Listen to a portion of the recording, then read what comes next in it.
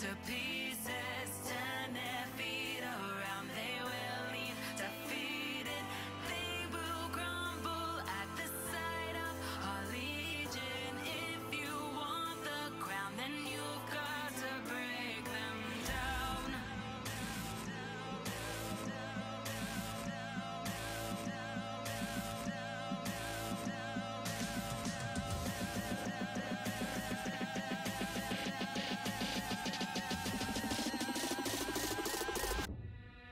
Break them.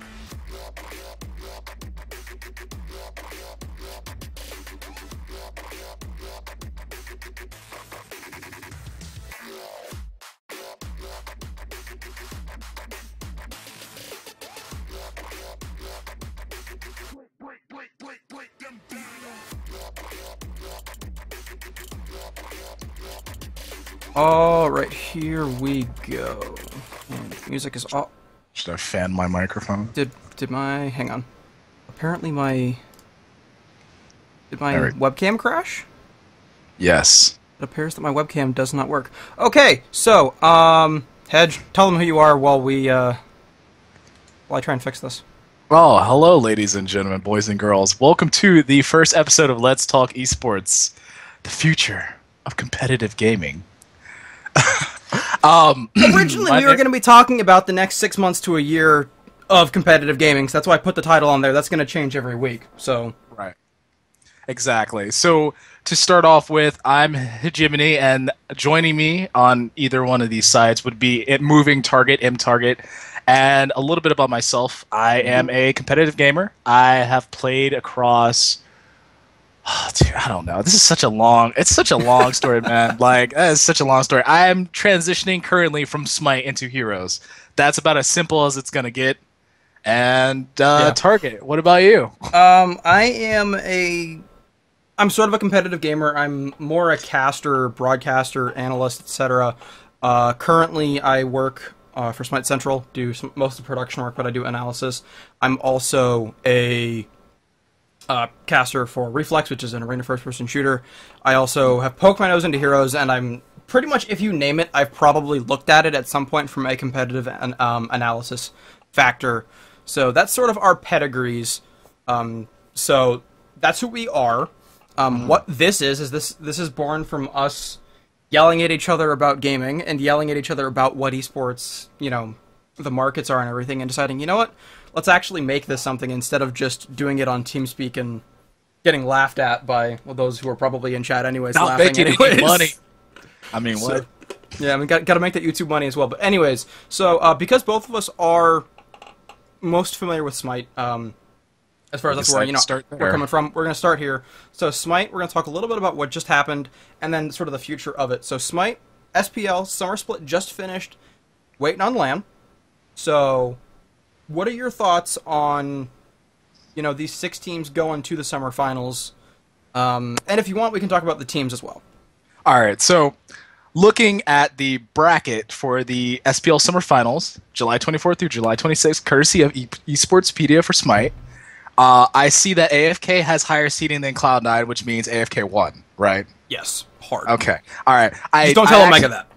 I didn't catch it. Okay, so what do I think of these 6 teams? I think ever since AFK made it to LAN and Cloud9 didn't back during the spring fling, that AFK was on, like, it was up to them to screw up how well they were going to do in this split. Like, they're just, I really don't know what it is, because I feel like Cloud9 is, like, right there with them, but there's just something Cloud9's not doing that AFK is doing. That's all it is. That's all I think it is. Yeah, no, I agree. I do agree. There's just that one, it may be the star factor that a lot of people talk about, because, Cloud9's consistent, they're strong, they're doing really well, but they don't have that breakout factor, and I don't know what that is. I mean, if you watch the games, there's some analysis as far as what that might be in each game, but that's not necessarily going to give you the reasoning or the rationale behind why AFK is just so dominant. A lot of people say it's like I was about to excuse me. I was about to say, do you really think it's the Cyclone spin factor, that X factor, and the young I think the Cyclone Asian effect. boy that can play anything. Like, I think the Cyclone effect is just that, though. It's the effect of they can drop Cyclone Spin over there, and they know that he'll make plays. You drop Right. Omega in solo lane, and you know that Omegatron can make plays as well, but he's a different kind of player. And this Right. previous meta, and that's the biggest thing, is that meta has changed drastically between what actually happened in the split and what's going to be happening at the LAN because of just how massively they changed items. And Omega played the safe Guardian, Warrior, etc. lane, which is Right, good for I the front remember liner, this. and that was the very traditional. However, you then had Cyclone Spin, who was like, forget that, I'm going to go play anything in solo. assassins and stuff. And the biggest issue is that he was always playing gods that on paper were counterpicked by the current meta. For example, assassins get beat on by guardians. How come he's playing Hunbots against, Kabrakan? Or biggest one was when he picked Ao Kwang into That's my Bologna. favorite one. Into That's my favorite one. Ao Kwang is the epitome of auto attack mage. What the hell are you doing? Better That's question is, brilliant. how the hell did he make it work? I really think he's that X factor that really. I think they do things. I mean, they're two different teams, of course, but I think Oh, yeah. the only thing is that Cyclone Spin. Like, what is he gonna do? Like, he's just random. He's like that chaotic element, and then so that's Cloud9 AFK. Well, Now- very briefly, AFK also has a slightly more aggressive early game. Yes, And yes, that's the bigger thing, is that because the previous meta was so snowbally, you win early game GG. And that's what they did. So, that hyper-aggression might not work out for them, because at LAN, this new meta is very much going to be a late-game focus, because the snowball potential isn't as much there.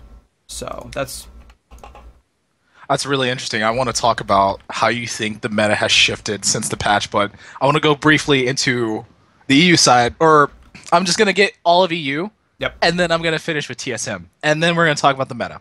So, Titan. I'll just start with Titan. Titan, I want to go back to when Titan first announced that they were going to move Ataraxia to the solo lane, and I still think this was like the most brilliant thing Titan has ever done, because at the time, that was like at the very beginning of the double ADC meta, and I think it had nothing to do with lane synergy or anything like that. I think it had everything to do with Titan realizing that Ataraxia was their most mechanically skilled player, all right. and with a double ADC meta coming, they could stick him in the solo lane, the lane that gets the most farm, Yeah. on an ADC, and he can carry a game. And that's exactly what they did for most of their games. Oh, that's certainly possible, and I think that's I understand that. I unfortunately was a little bit lacking on my. Sorry, I got some smudge on my glasses. But anyways, I haven't. I've been lacking in my EU coverage, mostly because a lot of the EU matches were going on when I needed to be doing work, etc. And I tried to catch up on them. But as far as Titan and Ataraxia, I do agree that there's something there as far as taking advantage of that multi-hunter meta. But I'm not 100% certain how it's going to work, because, we haven't seen him play anything other than hunters. But I think it'll be okay, just because he is so mechanically strong. I think that giving Confrey a babysitter in the first 5 minutes, not to knock Confrey's skill, but I think it's good. I think that giving him that support, especially a support as strong as Titan has, is solid. So I agree with you on Titan, as far as they relied very heavily on that double hunter, and we don't know how successful that's going to be. It could be quite successful, but I feel like we had to have seen Ataraxia play something other than a hunter over the 8. It was more 8 weeks at least. 8 weeks of the summer split of SPL. I really don't We think had we to did. have seen him. Here, hang on. I will. You keep Look talking. into I'm that. gonna dig. So, All right. So the next people I want to talk about is the new Paradigm roster that is formerly Trig Esports, same team, same sponsor, new name. So very interesting there. I honestly think that they went to the Spring Fling back in. Okay, he played Shock in game 2. So, but there you go. But yes, Yes, you are correct. So Chalk doesn't count. Chalk is a bruiser ADC. People play Chalk in ADC. I'll keep looking, but I was updating you that in fact in game 2, week 1, he did in fact play something other than that. Okay, so, but and then he played a lot of Neath. I think that the Trig from here on out Paradigm, they went to the Spring Fling. They didn't win a single game, and they're like, we're not. This isn't the Trig eSports. This isn't the former TSM roster. Like, I don't know what's going on with us guys. Like, or what? Wasn't just TSM. It was a hybrid roster. Yeah, TSM Fnatic, the two best teams arguably out of. And so they came back. They got their shit together, and they just started stomping. And here they are now. Like, I think they needed a week or two, but yes, they did. They finally got it back together. And I remember after Spring Fling, I was talking on another show that I used to do. About that and how there was concern that we might see several players leaving.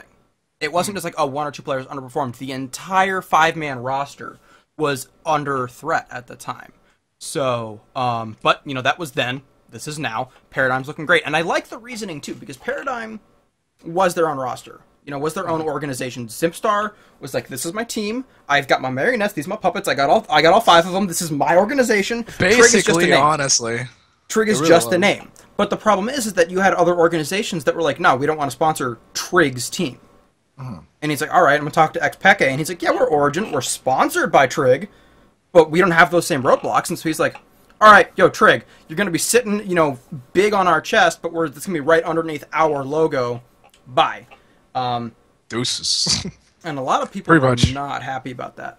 But I honestly think it's really interesting. I mean, the first game that I really was came to cognitive awareness, as I would like to call it, of like competitive play and stuff like that, was Guild Wars 2, and the big team at the time in EU for Guild Wars 2 was Team Paradigm, and I think it's I find it a delightful irony. No, you don't understand. Like, it was ridiculous. They had this whole thing, like it was big, but this was, you have to remember, this was 2012. This is 2012, where Team Paradigm was a thing in Guild Wars 2, and it was a big thing too. And then I just find it the most delicious irony, but that's a personal thing where, you know, Paradigm resurfaces in EU. But on the matter at hand with the Smite Pro League and the Smite Land coming up, the reason I wanted to talk about Paradigm, the last team is Fnatic, and Fnatic. Of course, that's not Fnatic. It's SK. It's SK. For those who don't know, because a lot of people missed it. A lot of people thought that SK disbanded, not Fnatic. I actually had to tell somebody this last week. I'm like, whatever. SK or Fnatic disbanded. SK's chilling. Fnatic's like, hey, our team disappeared. We'll offer you guys some more money than SK is, and they're like, all right, let's go. That and Yellow that's what Star happened. money. Yeah, exactly. Yo, pretty much. So. And I mean, if that's what they're gonna do, you know, they've been. It's interesting because they were on fire until they lost a game to Upcoming Stars. Right. It's like, what is this? That. But and then a lot of people said at least when Paradigm lost to Upcoming Stars, they were trying this janky strat. They had, you know, practiced. It didn't work, but they had practiced it and hoped for it. But it was one of those risky ones. But you know, hey. Still solid. You know, number tied. I think they were tied for number 2 as far as seeding in Europe. Yeah, they were technically ahead of Paradigm because they had won the head-to-head. So, you know, second seed in Europe. I'm okay with those 4 losses if I'm Fnatic. You know, those 4 specific matches out of the 8 or out of the 14. So, Paradigm versus Cloud9 at the Summer Split LAN. Who do you think's gonna take it? Because of the meta changes, as far as the way that they've actually changed the game, and then as far as that's going to happen since then, I don't know how pro players are going to handle these item changes and these timer changes and everything else, especially because there's rumor that there's going to be a major patch between now and then. Oh. So exactly, like, it's bad enough that they change stuff between the split and then, but they're going to change some more stuff even closer. You give them a month, that's one thing. You do this other thing, not a fan. Rumor has it that they're going to. I mean, there's the God patching, and okay, fine, that's one thing. If you're, you know, fixing Ravana, or there's okay, fine. But when it comes to, you know, maybe you're moving mid camps again, or slowing down the jungle, because right now the jungle is just stupidly overpopulated. Yeah, overpopulated is a great, you know, apparently we need to just start, carpet bombing it. Put a hunting season in back there. But Wow. I mean, really, that's what they need almost. Just I 'cause gotcha. it's always there. But anyways, I'm 50-50 on it right now because I just don't know. The fact that it's late game oriented, the way the meta's looking, means Cloud9 100%. Okay. But at the same time, I agree with you there. if Paradigm is allowed to come up with some janky strat or just some sort of crazy, look what we can do, they could catch Cloud9 off guard. It's a best of 3. It's a best of 3, so It's best of 3, and then the finals are best of 5, right? yeah, I believe that's what it is. They haven't actually announced anything. Okay. Actually, I'm going to check that right. Yeah, best of. Oh no, they're all best of 5. Okay. Oh, that's a lot of games, but that's good though. That's what the people want. I'm fine Actually, with no, that. because they changed it again since this page was updated. 1 second. Because there are a couple best of 1s, but those are like the 5th, 6th split match. Because there's now money going all the way down to 6th place. But yeah, so it's still there. Yeah, you're right. It's best of 5s. I think that the Cloud9 Paradigm one is going to be 4 or 5 matches. I don't think it's going to be 3. If I had to bet just one game, I would probably lean towards Paradigm just because Paradigm could maybe pull off some crazy one-game strat. With Cloud9, though, having an opportunity to come back, I'm really inclined to say that they're going to take at least 3-1, maybe 3-2. But I think the Paradigm's going to take at least one match. I honestly got to lean with. Yeah, I'll agree with you there. I think Paradigm might win a game. I think they might surprise Cloud9, but I think Cloud9's going to come ahead because they have been in this land pressure situation more, and they've excelled in it more than Paradigm has. Yeah. I think that's true. And then going on to Fnatic versus TSM, real quick aside for TSM, I think that 3rd place in North America, they're 3rd place, right? No, they're 2nd. Really? Hang on, I've got like 4 different tabs open as far as covering the Smite stuff right now. Because I'm there's so much information. trying to help you too. It is a lot of information. Don't worry, I got you. For League of Legends, you're not gonna know much. Oh, good, dude. That's all you. Legends. That's I got you on League of Legends. TSM was 3rd because again they lost the head-to-head with Cloud9.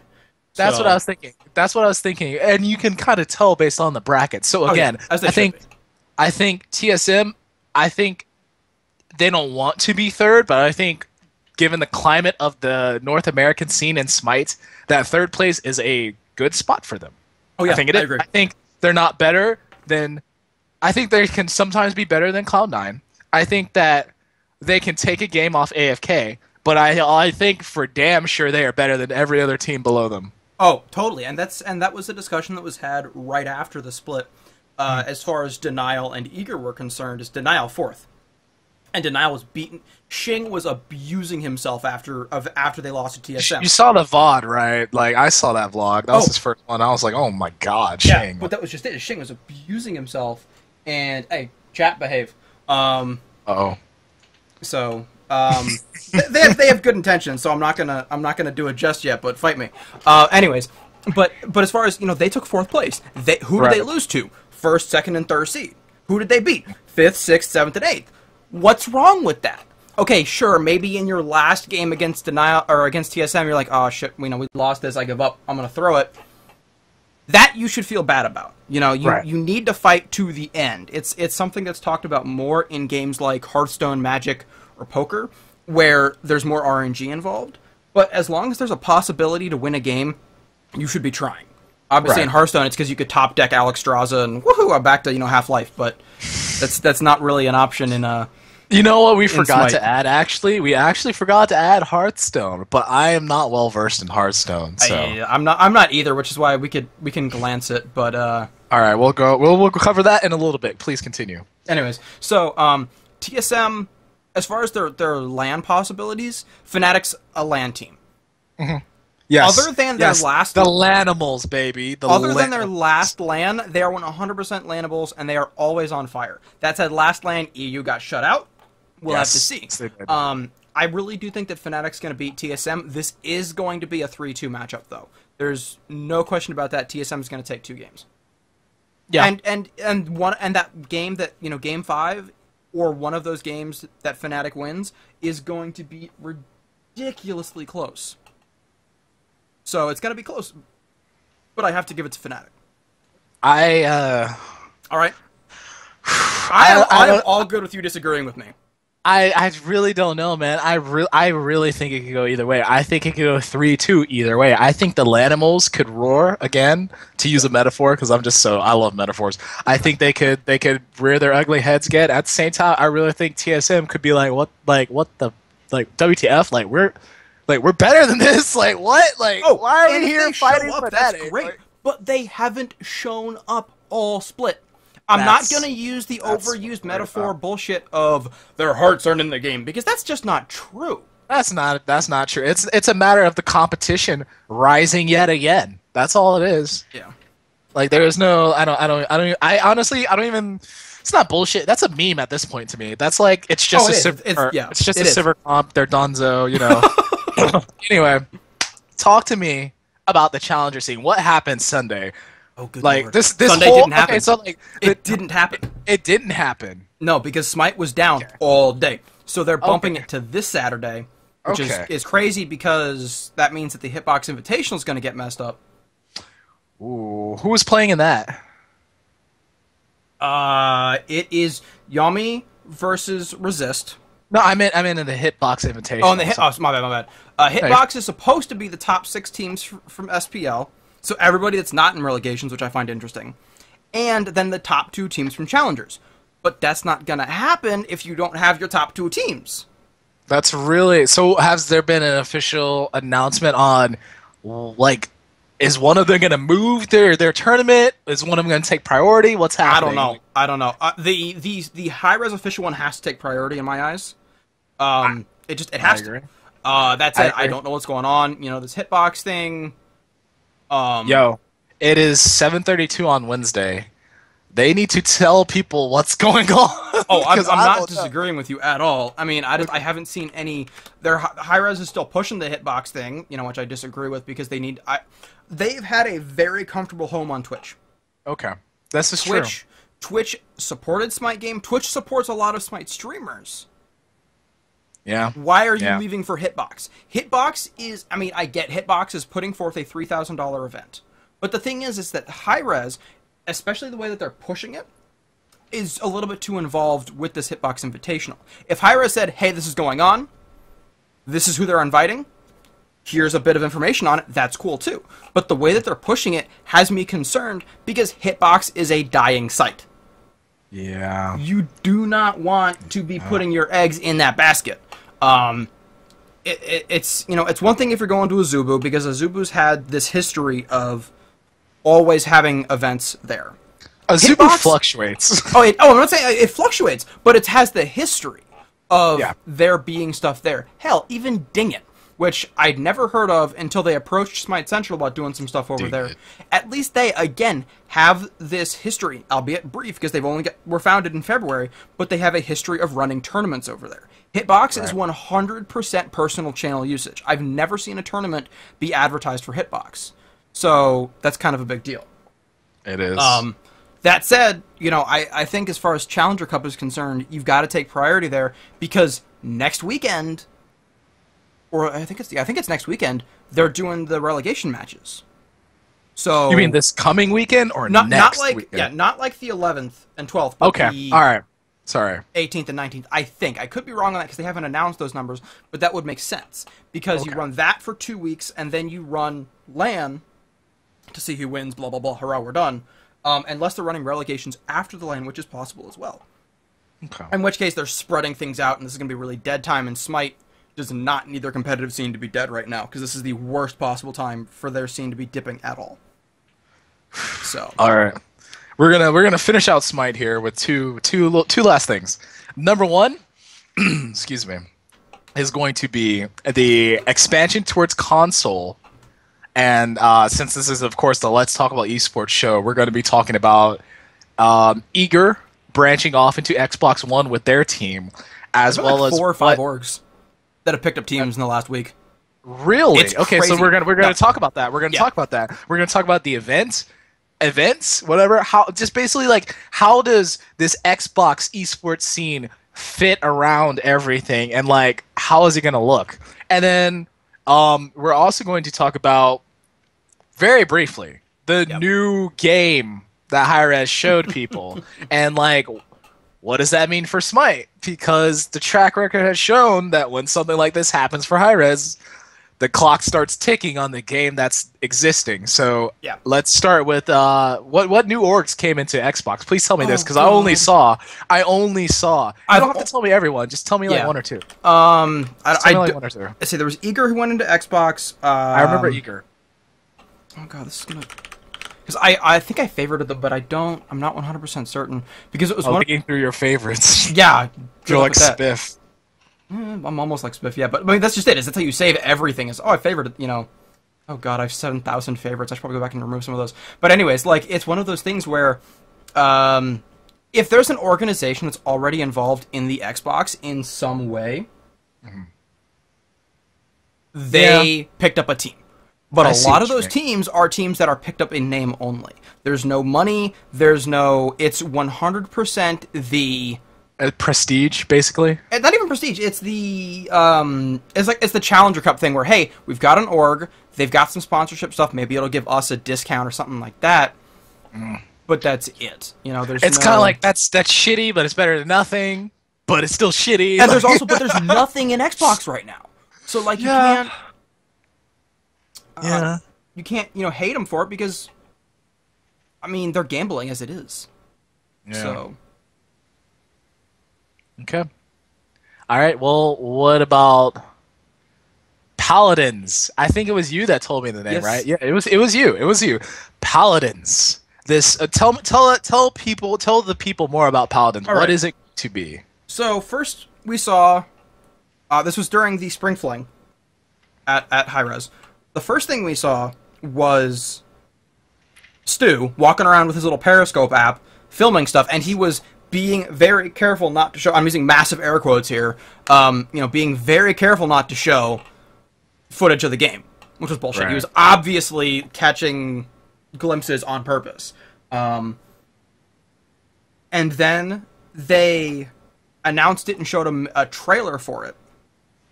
There's actually a trailer out. There was a trailer that they showed. It wasn't named Paladins when we saw that. That is news to me. Announced thing. And as far as we can tell, it's a 4v4 with map specifics, FPS. Okay. It's been being worked on for a year by a completely separate team. Hi-Rez maintains that there is absolutely, that there is nothing that this is going to affect Smite in right now. That said, I have to kind of call bullshit on that because at the very least, you're going to see Smite losing some community members because as Paladins gets closer into, closed beta, open beta, whatever, you're going to need some of your more established esports personalities or some of your community managers to go over there because you need the people that have the experience to move over there. That's not saying it's a bad thing for Smite, but with Hi-Rez's track record, all hell's going to break loose. We don't know what's going to happen, and I don't trust it. I'm saying it's a bad thing for Smite. To just be blunt about it, you've seen Hi-Rez's track record with their previous games. Was it Global Agenda into Tribes, or was it Global into Tribes? Yeah, Global into Tribes into and then Tribes into Smite. Technically, though, it was Global into Global 2, Tribes Ascend, which turned into Tribes Ascend, Tribes, and then Global, and then again into a Global 2 MOBA, where they were like, this isn't going to work, so they made Smite.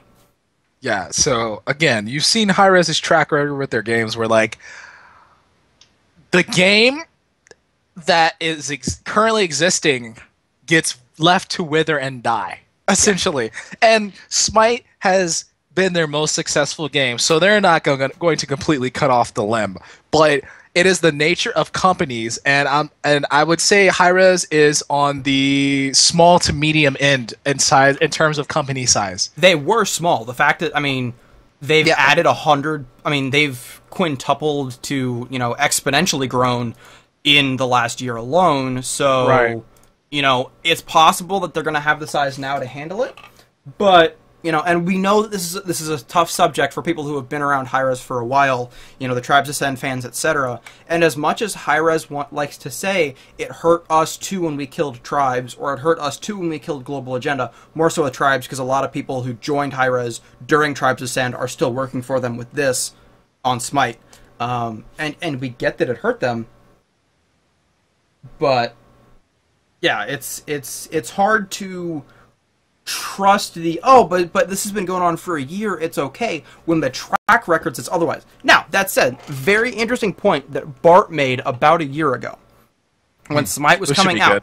He said in an interview with, I believe it was Red Bull, I could be wrong, that Smite is their third game, and they feel incredibly lucky to have their first truly successful title be their third game. Alright, and I get it. Tribes Ascend was hard to keep going because it's a 9v9 game competitively and everything else like that, and that's really hard to run. I get that, and I understand where that's going, and you're always looking to try and expand. But at the same time, it's rough. But anyways, the point that I'm making is that Bart said, look at World of Tanks. The guys that make World of Tanks, that is their 12th IP. This is true. Bet you didn't. A lot of people don't know that This games is like true. That companies like World of Tanks made a ton before that. Hell, Riot made 5 games before League of Legends, and most people don't know about that. Mainly because they reincorporated twice, so you have to actually dig to find it. But it's there. So It's there. It's Yeah, I see where you're coming from. You're basically saying you're kind of saying without saying that Hi-Rez has had. I don't want to say Hi-Rez has had it easier because that is not the tone I want to set at all. I would say that Hi-Rez has gotten luckier through a combination, and then you have to take this definition of luck as luck being a combination of opportunity and skill or something? I don't know. It's one of those things. It's like a movie quote. So I think Hi-Rez has positioned themselves in order to best benefit from the situations that they've generated. Yeah, and to be fair, that was more Bart defending the fact that they've had to kill games than it was anything else. Okay. So that wasn't me trying to, but as far as, that was just saying that has to happen. And the bigger issue is that very few companies can maintain, especially multiplayer games, can maintain 2, 3, 4 at a time. You've got Valve. Yeah, we're not going to talk about that. You've got Blizzard. Alright, I think they're the only ones that we can truly say can run a ton at the same time.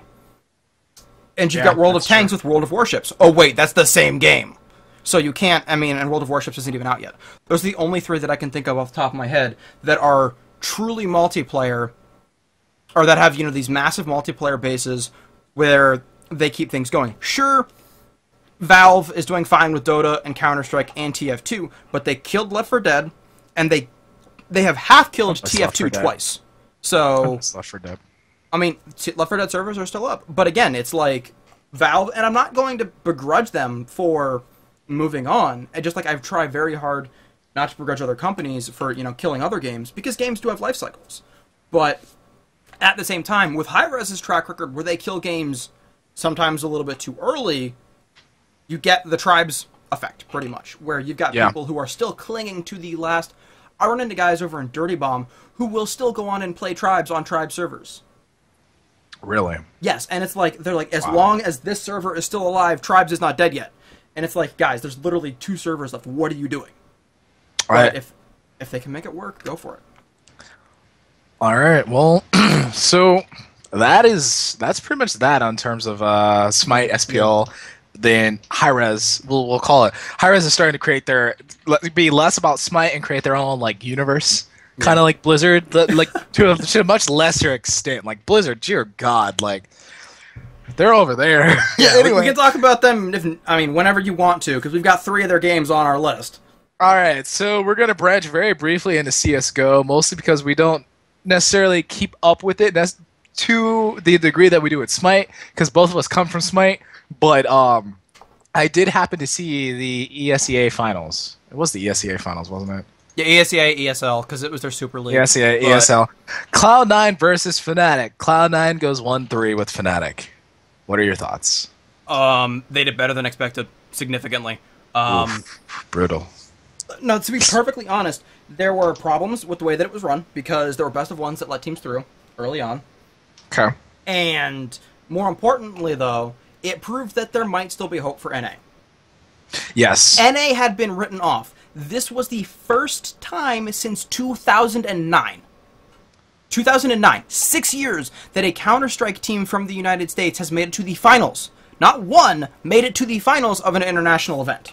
Yeah, that's true. It's been a while, man. And as much as and that's why it's really hard for people to watch or even make NA Counter-Strike a thing right now, is because it's Europe. Like, they own Global Offensive. Because all of the 1.6 and Source teams merged into these super teams. And, you know, you got Ninjas in Pajamas, who won, like, 30 titles straight for the first couple of years. You had Na'Vi, who are just dominant. You've got Fnatic, who are beyond dominant. People think they're hacking all the time. So, you know, Fnatic, stupidly strong Counter-Strike team. If I was a gambling man, I would have put so much on Fnatic. I don't care how good Cloud9 is looking. And that's just how it is. You know, it's so funny. For these finals, at least. It's so funny you bring up gambling because such a problem in Counter-Strike. Such a problem in Counter-Strike. Yes, I know you follow me on Twitter, and I love those tweets that you tweet out. The Daily Dot article. If you guys have not seen this, by the way, it is so what happened was in Counter-Strike there's a very strong betting scene, and people bet on skins, people bet money on certain sites. Anyway, Cloud9 of course didn't win. They went 1-3 with Fnatic, and Freakazoid, who is one of the members of the Cloud9 Counter-Strike team that played in the tournament this past weekend, was streaming this within the last 2 days or so. And, you know, you lose a major event, you turn on your stream. Well, it's the first thing that's going to happen. Haters are going to come through and be like, God, blah, blah, I lost. Well, suck, is it blah, always blah, the blah. I lost money because of you? No. I was going to go into that. Okay, it gets worse in Counter-Strike because people can bet skins and people can bet actual money. So that you have these people that come through and they're just like, oh my God, you lost me money, you lost me skins, I hate you, you suck, blah, blah. So Freakazoid just like goes off. There's a YouTube video about it. I can link it to you guys in chat. I probably will go ahead and do that right now as I finish talking. I'll go ahead and drop it in chat. Freakazoid just goes off on these kids. He's just like, you know what? You're a dumbass if you bet on Counter-Strike. You know, you didn't have any faith in us. We lost. Sorry. That's the way it happens sometimes. But, you know, if you're going to bet, it's not my fault. You have a gambling problem. Fuck you. That's exactly what it comes down to for me, is like, if you are gambling, especially on an underdog, sure, you're putting your support in for your team. But the thing that killed me the most when I was following several smaller orgs was that they were smaller teams. They were often the underdog, and they were playing organizations that should have won. You know, Noble played up against freaking Went Out when they were still a thing. And this was Noble's weak roster 2 rosters ago. So they weren't that good. And I remember them, we're so sorry for everybody who lost their skins who bet on us. Why the hell would you bet on the underdog when it's this big of... You don't do that! Don't bet 3... It's like if you are gambling on a horse race. You're not gonna bet on the horse that's you know, projected to lose. Sure, if they win and you bet $3,000 on somebody with a 239-1, congratulations, you just made 600 grand. But on the other hand, there's a reason the odds are that bad. And that's what people need to keep in mind. It's like, stop apologizing for losing. You know, thank the people who are supporting you. It's like you look at in like League or whatever, and the Cloud9 League is like, you know, thank you for everybody supporting us and blah blah blah. And then Cloud9 Counter-Strike, we are so sorry that we lost. It's like, it's the same guy tweeting. Just say thank you for the support and move on.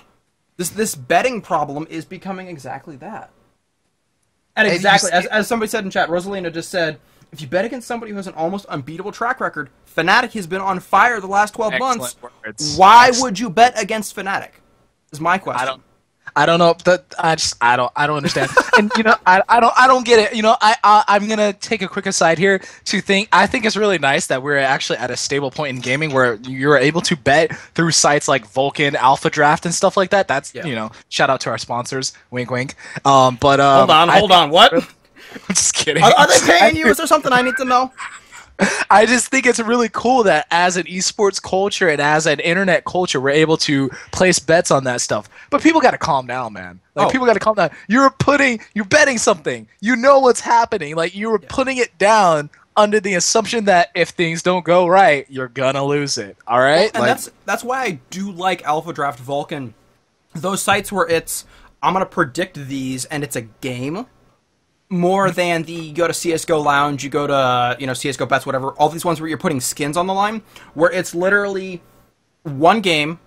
I predict so and so or so and so up to $3,000. When there is a team that is banned for life because of this shit. Which team? There's something wrong. I Buy Power. Steel, 4 out of the 5 members were banned from Valve events for life. Oof. I wonder what happened matches. to that team, actually. They threw matches. Okay, yeah. I when I read that article about Freakazoid freaking out, excuse me, by the way, I remember they referenced that, basically. Yeah. So, and that's there's a problem when there's that much money to be made. And I like that Valve took a stand on it. Also, sorry, I'm sinking. I have a broken chair. So I'm going to be getting lower throughout the talk. But, it's unfortunate that that's where Counter-Strike is. Moving on, dominance of Europe. Europe could have been more dominant if it was best of 3. Quite frankly, Counter-Strike is... Normally, I'm okay with best of 1s in some scenarios. In tournaments, I think best of 3s are really the only way to go. And then finals, best of 5s. Okay. The problem was... You saw... you saw these teams where they got these one-off wins. They were able to get their best map, and that's just it. Is that in League, Dota, Smite... Heroes of the Storm, not really. Heroes is different, actually. I was going to say I was starting to say Heroes of New Earth, and it's like nobody knows what that game is anyways. But you have these different maps that people are better on or worse on, which is why it's so important to play best of 3s. Cobblestone. But exactly, Cobble is a great... And the funny thing is that Cloud9 was predicted to lose Cobblestone. Horribly. They were supposed to win... They were supposed to lose Cobble, win... Cash, and then the rest was kind of up in the air. All right. And they won Cobble and got beat on Cash. Now, the way that they won Cobble is the nature of Cobblestone, and so if you see best of 1s, it's a thing. And I do agree that it definitely comes down to the people having problems with gambling. But the problem is that gambling culture grew fastest in Counter-Strike. There was a little bit of it in Dota 2, but it grew so much faster in Counter-Strike. Yeah. And again, it's not... That's why some of these other sites I like a little bit more, because they regulate your betting. With Vulcan or whatever, a lot of their leagues are you're betting on all of NALCS in one shot. Yeah.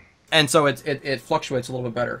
And yeah, you obviously hear the people that lose stuff because, hey, the guys that won it are like, yeah, I just walked away with, $5,000. But you've got the dumb kid who just lost $3,000. His mom's going to beat his ass. Well, rip that kid. Yeah, pretty much. So, future Counter-Strike, I think they're fine. Honestly, Counter-Strike's going to keep growing. It's going to stabilize a little more. I think. I do want to see more money in the Valve-sponsored event. The majors haven't had a prize pool increase since 2012/13. 250 grand. That's all it is. Okay. I mean, that's nothing to sneeze at, but at the same time, how many teams are at that tournament? 16. Ooh. The biggest thing... Here's the thing. That's rough, man. 250 grand between 16 teams? Like, again, that is a sizable... Huh? Only 8. If you're in the bottom... Okay. Here's how it works, though, is that if you're in the... That's if better. you're in, you get your sticker money. And oh god, is there sticker money. Organizations walk away with a shitload of money. Some organizations have reportedly walked away with more money out of their sticker profits than out of whatever else. For those who don't know, Valve will sell these little sticker capsules that you can buy, slap a sticker on your gun. Oh, look how pretty. And you use them in the in-game betting system where you think, okay, this team's going to beat this team. And it works towards this coin, but it's all in-game stuff. So, but if you're buying these coin or these sticker capsules, or now they actually switched to just buying these sticker for the team, that's what it's going to be, is that you're getting money out of that. That said, Valve is making so much money off of Counter-Strike right now, with their eSports keys, just keys in general, all of these other things that Valve can afford to bump up, even if it's just to 300 grand, 500 grand 4 times a year is a lot. I get that. Mm-hmm. But you've got 4 events. Sure, it's $1 million across the 4 majors. Actually, no, it's not. It's only 750,000 because there's only 3 Valve majors. So that's not that much compared to other stuff, especially when some of these other leagues are starting to actually surpass it in money. For example, the $1 million ESL ESEA team. This is true. Like that's bigger. Teams are actually cared more about that. Of course, it fits in between the majors, but there's more money there. Fnatic walked away with like 400 grand. I'll take that. So much money. And the best part is that in Europe, those Counter-Strike teams are making actual endorsement deals like you see in football or baseball or basketball in the States. Right. So, that's a thing. I think so I think Counter-Strike's going to be fine. Let's transition into League of Legends, where I'm going to be taking most of the helm. I'm going to start with something very simple. So you know that Worlds is going to be in Europe this time around, right? Okay. So did you know that the tickets for Paris, though so for some reason starting back, I think it was 2014. I want to say 2013, but I'm not sure. I know for certain they did it last year at Worlds.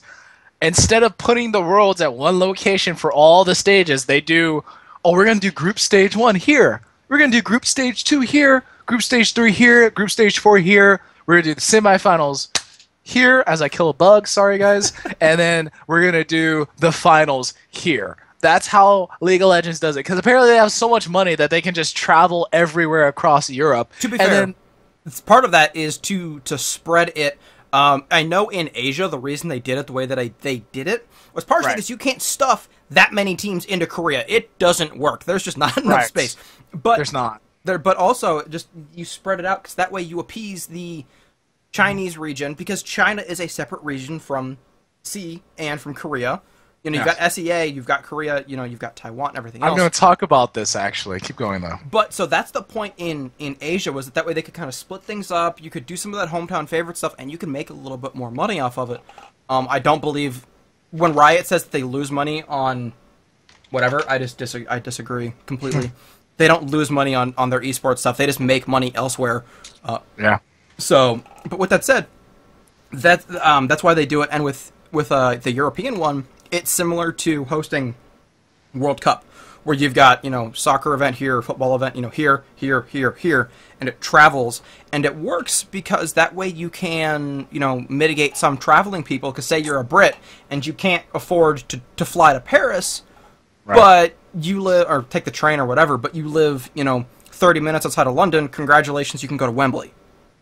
I'm so glad you meant Paris, because that's exactly what I wanted to talk about. And again, I'm not in disagreement with them throwing the events everywhere. I understand the reasoning behind it, and I actually appreciate it to a certain degree. But it does seem like a bit of a dalliance to me. But anyway, the tickets for the Paris event went on sale today, and they sold out in 10 minutes. Oh.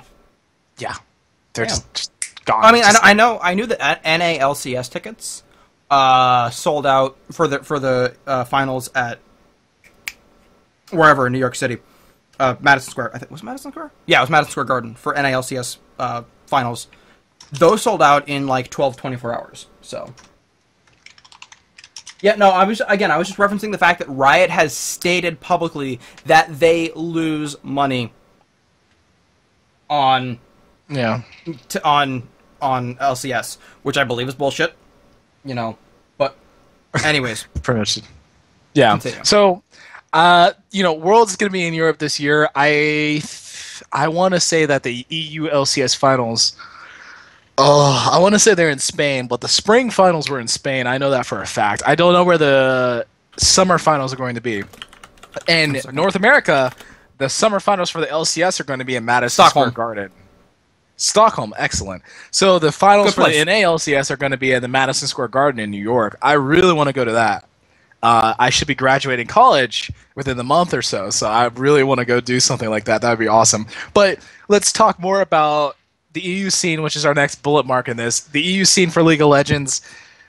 I mean, Fnatic's on top, man. So that's part of the reason why I think, you saw in Smite where SK kind of floundered, and then I think all this stuff has like this weird sort of like cohesion, for lack of a better word, where like Oh God. Okay, let me start this off with Forgiven left SK, and SK was like, oh God, and then SK Smite was like, meh, and they fucked off too, and then Fnatic was like, no, we got this. Our next split is about to be so good. Yo, what's the Smite team doing? Yo, Fnatic Smite, come join us. Come be Fnatic Smite. You guys will be cool. And then you just see this. You just see this dominance of Fnatic, like Fnatic in League of Legends, doing absolutely fantastic. They're all like, they almost lost a game. That's as close as they've gotten. And then you look at Fnatic and Smite. They're doing absolutely fantastic. Former SK.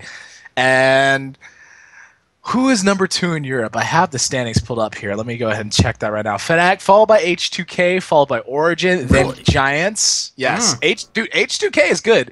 Do you remember Prawley? He used to play for Complexity. That's a long time ago. But yeah, no, I just the last I had checked, Origin was second, so that was why I was surprised because H2K was fighting third, fourth, and then I guess they made their. Origin does this thing where like they're good. They're veteran players, but they just smash the game so hard. Like that's how they win games. There's not like the strategic element in their gameplay. It's just like smash the game hard. If we don't smash the game hard, then it might be like a toss-up. Like that's how they win their games. It seems to be. They're in number 3, followed by Giants. I love Giants. Pepinero's my boy. We talked about him, Rosalina. Gambit's had a really interesting season. Rocket, Unicorns Love, Elements, SK, and then Copenhagen Wolves. I find it interesting that UOL is so low after the way they finished spring. Yeah, I really don't know what's happening with those kids, man. Like, they need to be in a better position than they are. They deserve to be in a better position than they are, but, you know, we'll see what happens. But I really want to talk about NA. I really like to chew on the meat that is NA. Particularly, like, let's just go to the standings. Let's just start there. Number 1 is Gravity, followed by Team Solomid. Gravity beat TSM this past weekend, and the way they did it was through the most genius tactical play ever. All they did was they let TSM have the OP pick, and they counter build it. No, yes. I don't believe that. No, that's all they did. Impossible. All they did was counter pick and counter build, and they just won the game. It was brilliant. So TSM might be benching Wild Turtle. We'll see what happens there. Dignitas is coming in at number 3, followed by Team Liquid. They're sharing number 3. Which I find think very Liquid. interesting. I think Liquid's just trying to avoid being 4th forever. Like they're still like that hanging curse. They're newer. I mean, it's like the old Snipe and Smite. And again, I'm just using this because that's what I know. Right. It seems like they got their shit together. It's just they almost got it together, and especially in the best of 1 format that LCS is right now. It's interesting. I want to see. I like Team Liquid. I like the organization, and I do like Team Liquid. I like the organization. I like because of how much they support so many events, and it's cool because I know most of the time if I see a Team Liquid player or a Team Liquid team, I know that I'm gonna like them, or I know that they're gonna be at least reasonable. So anyways, we're gonna. I realized we spent an hour on this so far. We thought this was gonna be an hour show. Looks like we're going into 2. Oh well. Rip. So we're just gonna kind of burn through some of this a little bit. Again, a lot of the stuff in the future we're not gonna be talking about it specifically, so that's fine. But Team Liquid, I think it is. It's that newer team mentality of trying to get things rolling, and you can't spend the first half of the split trying to get to know each other and expect to take top 2 in NA, maybe just because of how messed up it is. But they spend a lot of time with meshing. Basically, to be quite blunt about it, they spend a lot of time with getting Piglet to realize that even though he was a world champion, he was in a new environment and he needed to calm the fuck down. Like literally. I mean, there are better ways to say it. There's more to it than that, but a lot of it had to do with like that whole like hashtag keep Keith and all that stuff had a lot to do with like bringing Piglet into check for his environment.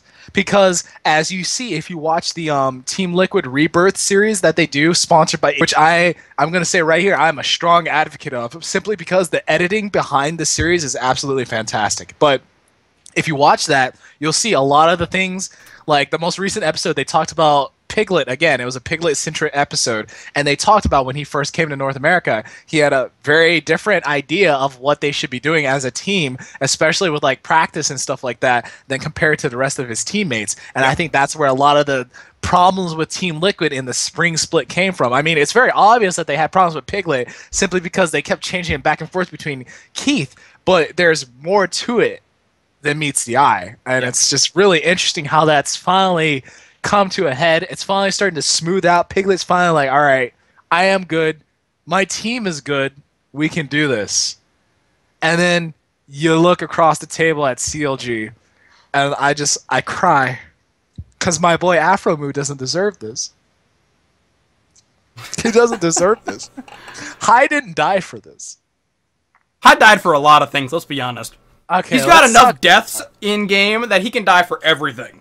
Let's talk about that. We're gonna skip Impulse, who's in 5th with CLG. I'm not even gonna talk about CLG. They're my favorite team, but you know what? It's just typical CLG. They're in mid-season tilt. Whatever. Impulse, they're trying to find their way. Enemy, they get lucky sometimes. I really don't think Enemy is complete shit. But let's drop down to Cloud9 in 9th place with a 3-9 record. Man, they got problems. Oh my god, they got 99 problems, dude. And that bench is definitely one. Oh my god. So, Alright, so do you think Medios leaving is more or less of the problem? I think based off of what I personally saw and what seemed to be the general consensus, as in what I saw on Twitter there. With your pinkies involved. What I saw on Twitter and Reddit was that even though Cloud9 lost their games this last weekend with Hai from the jungle, they looked better as a team. All right. So I think Cloud. Okay, so like it's really interesting because I like doing shot calling and in competitive play, and I like telling teams what to do, and Curse Voice and Smite has led to this prominence of shot callers popping up in ranked matches, and I've noticed this phenomenon I noticed it first in Smite, and I've noticed it across other games, and Cloud9 is the best example of a professional team that I've seen that suffers from this, where a team shot caller can be so good and can direct them so heavily, and you can see this in some of Hai's, like when he streams ranked 5s with like Odd One and stuff like that, when he just shot calls, you can see it through that. The way Hai shot calls, he's just micromanaging so efficiently that if you were to take that out of a team, then like what was said by Medios, what was said by Sneaky in GameSpot interviews like a week or so ago, they felt like chickens with their heads cut off. Like, you can do this type of shot calling where you're feeding your teammates so much information that if you are removed, they actually stop thinking they stop thinking for themselves. So if you're gone, they're fucked. And that's kind of what happened with Cloud9. Hai was giving them so much information, he was controlling them so efficiently that when he was removed, they got completely fucked. The style that Medios brought was completely different, and it was ineffective because he was a new shot caller, and it led to frustration and a whole bunch of other problems in the team, which ultimately led to him stepping down, is what I think happened. And that makes some sense. You know, it'll be interesting to see what happens there. But, you know, as everybody said, you know, Cloud9 is screwed. They're probably going to be playing for relegation at best. If they get auto-relegated, I will be shocked, but it's possible at this rate. Yeah, it is. So let's really quickly, you know, relevance in future. League of Legends isn't going anywhere. They're too damn big. I think League has another 5 years. I think at the end of 5 years, League will, like, at the end of like season 7 is going to be the apex. I think season 5 is pretty goddamn interesting, but I think nothing is going to get, like, I think after season 7, even if it goes up, if it goes down, I think past season 7 of League of Legends, it will just go down from there. Yeah, guaranteed. I agree. I think shelf life on League, unless they start doing something like what Dota's doing, the game is just going to be too old. So, and I do agree. I think it's got at least 2 years left in it. But as far as growth, it'll be interesting. Growth. I think it'll be relevant for at least till 2020. People will still be playing that till 2020. It won't be people are going to be playing it until 2050. Let's be honest. You got people playing Team Fortress Classic still, so I mean, let's be honest. I meant like top Twitch viewership. I think League of Legends will be knocked off the top spot on Twitch consistently by 2018.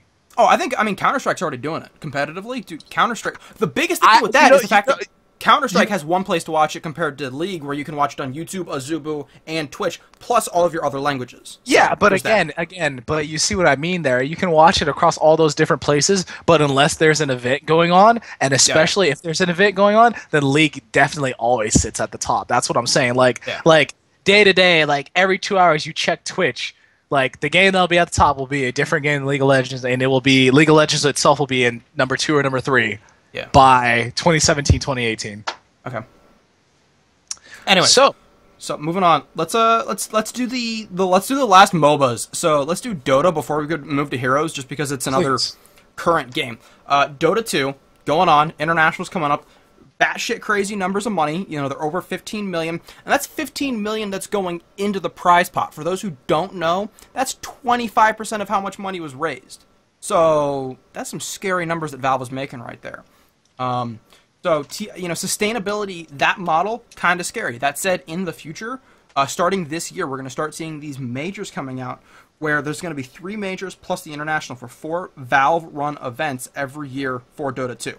So what that's going to do is that's going to start to pull together all of these. I called them tennis events or golf events, where you've got all of these sort of, sure, they're PGA affiliated, but they're, there's one here, one here, one here, one over here. Okay, I see Dota. what you mean. And, you've got Summit, you've got Star Ladder, you've got Dream League, and you've got all these different Dota things going on. And with the majors involved in between, it's going to start weaving them all together into one.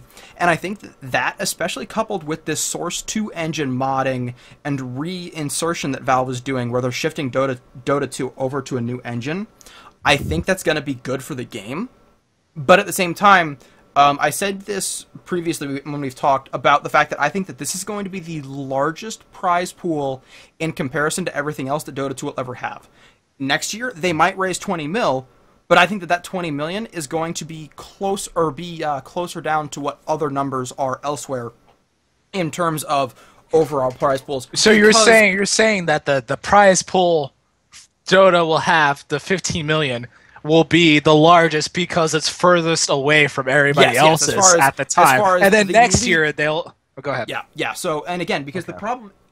Smite talked about this as far as with the way that they're changing the way that money goes around, and I like this. I really do think that having all of this money, this $15 million is going to be split between 8 teams. They're inviting 16. They're inviting 32 teams to North America. 32 teams. Half of them are going to go home with goose eggs. Nothing.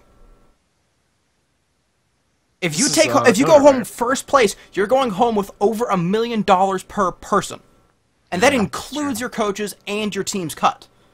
So yeah, you're set for life there. I think we just lost Hedge. That money. I'm sorry, I'm gone. Am I still here? You're good. But so that's my concern. That money took me to some special place. I'm sorry. So sustainability will be interesting to see, but I think that the majors are going to help sort of level things out as well, and I'm hoping to see Dota 2 do some things in the future. Again, it's one of those things where people don't watch too much Dota until the international comes around, and everybody's like, oh yeah, let's turn this on, and you've got 400 million people watching it. You've got their grandma, oh my god, I love the international. Grandma, you don't even know what her computer is. Shut up and turn it on. That is literally that is what this has become. That's terrible. It is. It has, but that's good though. No, I'm not saying it's not good. It's great for esports as a whole. But I do think that this is going to be the apex of the gamer on a hill. You've got, oh well, I played Dota, the oldest MOBA out there, and blah blah blah. Great, congratulations. But I think that some of that's going to start trending down. Not that Dota's going anywhere. I think that Dota has sorted its identity crisis out this year. So we'll see what happens. You're getting poked in chat as well. So I think Dota's fine. I think the organizations are still there, and I think the stability is exactly what it needs. Let's jump over to Heroes, which is something that I've been looking at, and something that you're playing. So, okay, I want to ask you... Oh, go ahead. You ask me your question first, and then I'll branch it into mine. All right, because I was going to say, what are your thoughts on the viability of Heroes as a professional esport? Not the amateur stuff, the professional teams. Okay, we'll transition into heroes then. That's easier. Well, that's what I was going for, but as far as my question. No, So- that's way easier, honestly. Because I'll bring that up another day. I think that professional heroes, as in like, you mean like the highest tier, not like, I mean, hey, like- my buddies want to make some money, right? like, Cognitive, who maintain that they're a pro team, the Cloud9 teams, the Fnatic, those guys Okay, so that are those looking to go to guys, BlizzCon. I think that can last for another 3 to 4 years. I think to be quite honest, to be the most bare bones about it, I think those guys have as long as until Overwatch launches. All right. I think a little bit, like maybe a year into Overwatch. Okay. I think Overwatch is or- about 2 to 3 years away. Okay. Okay. And I think that and it has nothing to do with like them or the game. It just has to do with like where Blizzard's priorities lie and where Blizzard's attention is going to shift and where all of gaming is going to shift. And we'll branch into Overwatch very briefly a little bit, but honestly, like I know people that don't give a rat's ass about heroes. They're just like, I like heroes, but I just don't like the top down. But every single gamer that I've talked to is like wetting their panties over Overwatch. Everyone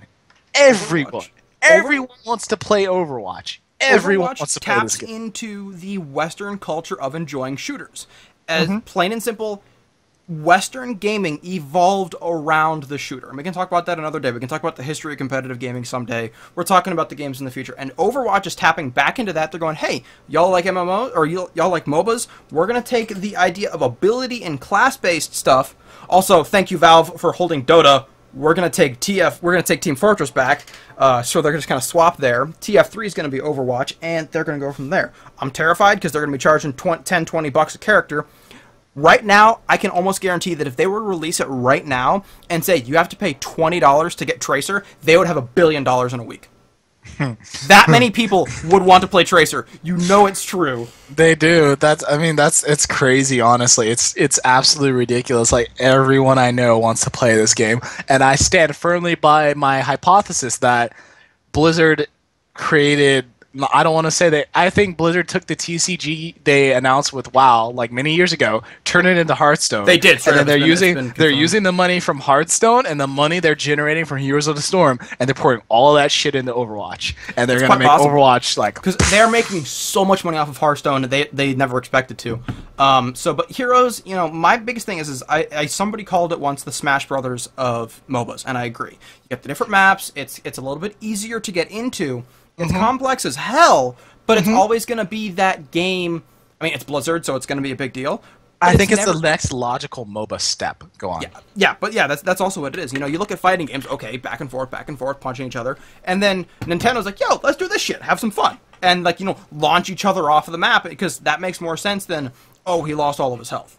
I like that. So, that's good. It does make more sense, actually. So, let's kind of, we're kind of not winding down, but really quickly, StarCraft. Survival of RTS. StarCraft is the only RTS that has any sort of real prize pool behind it. StarCraft 2, Heart of the Swarm, doing great, all things considered. They're up there. They're not as. Would you really say Heart of the Swarm is doing great? Baloin is listening, right? That's why I said it that way. Just don't. Would you really? Let's be frank about this. So, and WoW makes them a crap load of money. So let's not. All right, so StarCraft has always been that eSports. StarCraft has been, in my opinion, in contention with the Counter-Strike, but above it, the first eSport. So I'm not going to get into the first because that's but the first real esport that had internet viewage, and especially in Korea, hands down, I do agree. StarCraft has been slowly dying. But, LOTV, I think, is going to bring it back a little bit. As far as a small resurgence. Oof, you have this Damocles sword hanging. Okay, so, all right, I'm gonna paint this metaphorical scenario for you. So you're sitting there, and you're at a dinner table. It's a nice dinner table. It's one of those fancy dinner tables you see in, Game of Thrones or fucking, The Tudors or something, where, you're sitting in, this plush velvet chair. Why do I feel like my girlfriend's father's across me with a shotgun getting ready to kill me? Close, but you've got like the whole table is filled with like all sorts of like meat, and there's like a suckling ham on the table or some shit, and then you're sitting there and you're just finishing picking apart the Heart of the Swarm meal they just gave you, and a servant comes by and he picks up the Heart of the Swarm tray, and as he picks up the Heart of the Swarm tray, he places the Legacy of the Void tray down. It's delicious, and all this, the smells are wafting up towards you, and you're like, oh my god, your mouth is watering. You're like, I can't wait to eat this, and then you look up. And then you look up, and as you see above you, there's this sword hanging above you, slowly swaying. And you're like, okay. So you pick up a piece of Legacy of the Void, and you nibble on it, and the sword drops an inch. Oh, God. And you pick up another piece of Legacy of the Void, and then the sword drops another inch. That is what I feel like it's like, knowing you're going to get Legacy of the Void as a StarCraft fan, knowing that the end of StarCraft is behind it. You have this... All right. Damocles' sword isn't the right. No, I get what you're saying. I'm trying to make, but yeah. No, and I get, and we will maybe talk about it another day as far as going into depth of StarCraft. I get that but if it was truly dying, as far as StarCraft is concerned, I would think they'll be pulling less viewers than they are right now. I would think, on any given day, StarCraft is pulling 5 to 8K viewers, no problem. They pull a tournament, they're pulling 50 to 100. None of the pros stream StarCraft, A, and then B, some of the people that actually did, the biggest example I can think of is Grubby, just transitioned into Heroes of the Storm. He's sitting at Heroes of the Storm all the time with minimum over 2K viewers. Over 2K viewers minimum, Grubby is. And he is, the second or third pro I know, like 2 weeks ago or so, that transitioned into Heroes recently. Yeah. So again, the problem isn't that StarCraft is declining; it's the rapidity of the decline that is the concern. Right. And the question of how long are they going to be able to survive on LOTV? And I don't know. I don't know how well they're going to do on LOTV. I have been yelled at time and time again about the way that they made the mechanics changes. That is going to make LOTV a better or worse game? I don't know. I don't want to know, because that game is so complex that if I try and learn everything about Heart of the Swarm and how they're changing it for LOTV, I'm not going to have space in my head for all the other games that I need to cover.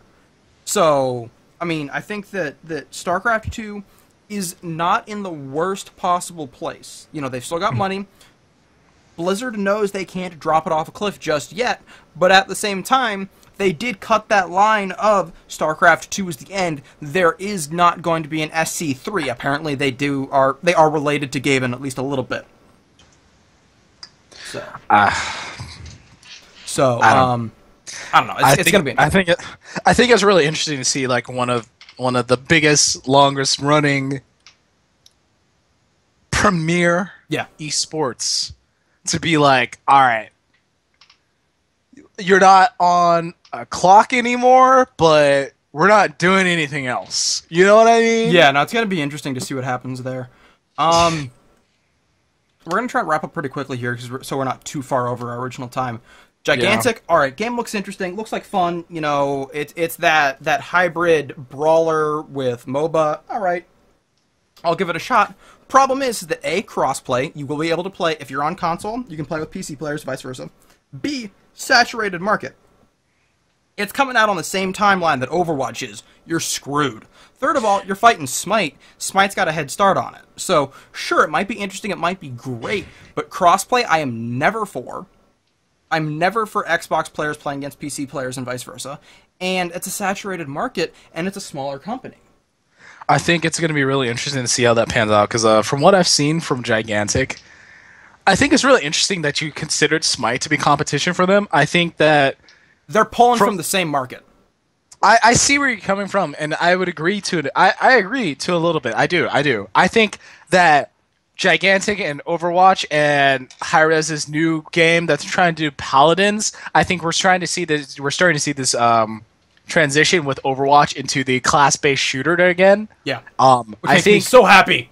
Yeah, I think between, you see with Dirty Bomb too. I think between Paladins, Dirty Bomb, Team Fortress, which, whatever, Overwatch, and, God, I'm forgetting somebody. Between all those, Gigantic, you're starting to see this emergence of the class-based shooter again, and they're all going to be in competition with each other. Yeah. But I think there's less of a relation between Gigantic and Smite. But again, I think Gigantic's a good game. From what I've seen of it, it looks like it's going to be really cool. But I worry about Gigantic and the climate of Overwatch. And Gigantic is going to be going into closed beta or something this August. At the same time, Overwatch is going into closed beta. Is it really? Yes, Overwatch is going into closed beta in September. Gigantic is going into closed beta in August. That is not a good timeline to be running against. Yeah, that's pretty bad. That's pretty bad. So, we're going to wrap really quickly here. Console growth. We're seeing MLG. We're seeing these console events. They're doing all right. Fighting games, EVO, they're doing great. But the console shooter, I think, is going to start dying when the PC shooter starts picking back up. Because Counter-Strike was like, we're here, we're waiting. Because you had the arena first-person shooter, and then it died out because of a shitload of different reasons. And then Counter-Strike, you had guys playing 1.6 today that are still playing it competitively. But they're just like, we're here, we're waiting, and we're going to wait for PC gaming to come back as a competitive, shooter as a thing. And you had the guys, hop over to their Xboxes and play. And I don't think that they're going to die as far as, your Call of Duties, your Halos. But I do think that they aren't going to pull the numbers that they need to. Now, fighting games, that shit's going to not go anywhere. SF5 is just announced. Nintendo's finally supporting Smash Brothers as an esport. That's going to be great. EVO, record numbers, it's insane. Yeah, that's really good. So, TSM Leffen. TSM. I have problems with Leffen on a personal level, so I'm going to try and keep that out of here. He's a good player. Are you a C9 Mango boy? I like Mango. That's not it either. Those are the only two fighter players I know. All right. Fair enough. So, anyways, with that said, so that's sort of we're seeing growth there. I think that's gonna hit a wall. I really think that competitive esports are going to have to be on the PC. I don't think that controllers, other than fighting games, are better than keyboard and mouse. I agree with you, and then I think a part of the reason why the console esports market does so bad is that it's cornered.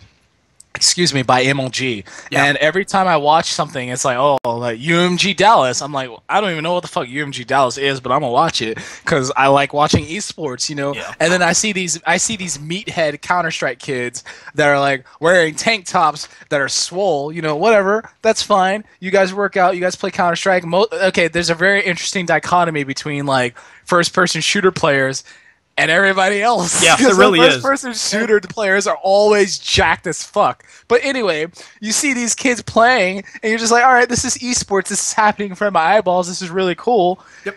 But it's always on MLG.tv, and it'll get like... I don't want to log on to MLG. I don't want to sit there in the MLG chat. I don't want to use the MLG emotes. Yeah. I mean, it's very... I feel like it's hurting itself. A little bit, because people would watch it if it wasn't on MLG. Like the only reason I even knew it was fucking there was because I'm a Twitter hound. That's the only reason I knew it was there. Yeah, no, and it'll be interesting to see what happens because UMG Dallas is coming up, and I think maybe we'll talk about that next week. Is sort of what's going on right now and what did happen, and we can talk about console stuff a little bit more. But we've been going for almost an hour and a half now, so we are going to go ahead and kill the show here. Once again, thank you everybody for hanging out with us. This has been Let's Talk Esports, sort of future. We're probably going to go back. We're going to do a little bit about what's happening every week, and then we're just going to talk, So yeah, I pretty think that's what it's going to be. Hopefully by next week, I'm not going to look like I'm sitting in a freaking bomb shelter, but we'll see. This is his hair. This is his hair. Just deal with it. Sorry. My hair's ridiculous. I love your hair, man. Honestly, I do. It's ridiculous, and the headset doesn't help. So anyways, my name is MTarget. You can find me. My Twitter is up above my head, MTarget Product, because apparently MTarget was already taken. Hedge, where can they find you? You can find me on Twitter at Hegemony Reigns. I'm Hegemony, and you can also find me on Twitch if you want. I don't stream. I will be streaming. I will be streaming again when I finish school. I will be finishing school. I will be graduating August 8th.